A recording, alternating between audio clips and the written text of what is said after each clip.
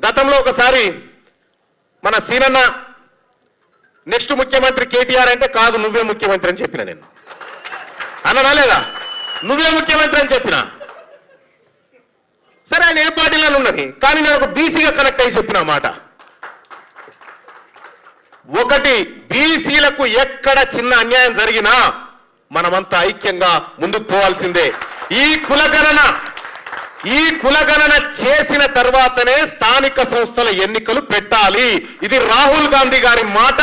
రాహుల్ గాంధీ గారిని ఓడిపోనివ్వను ఇది కాదని ముందు పెడితే ఇడ అగ్గిగుండం ముట్టిస్తామని చెప్పి తెలియజేస్తా ఉన్నాం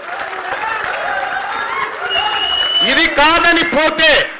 కాదని పోతే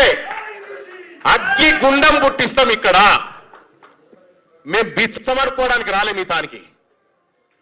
మీరేసే మెతుకులు తినడానికి రాలే మాకు పర్సనల్ ఎజెండాలు లేవు